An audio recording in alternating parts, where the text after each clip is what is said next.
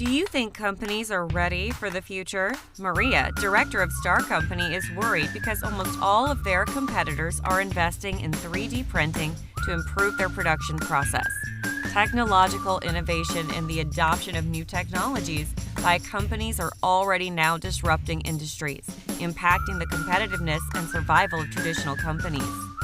Prospective reports by PwC and others predict that in 15 years' time, automation and robotics, big data, and AI may have replaced human labor and destroyed 45% of low-skilled jobs and 33% of medium-skilled positions.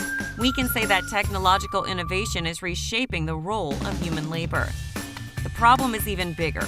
Not only companies are affected, but also workers. Do you think workers are happy with their jobs?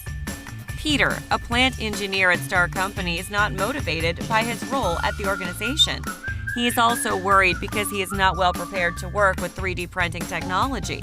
He's eager to learn, and he would like to find an efficient training course.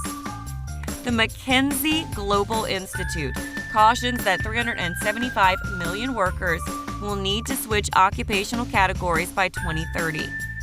According to a global poll conducted by Gallup, only 15% of people are engaged at work, or what is the same, 85% are unhappy in their jobs.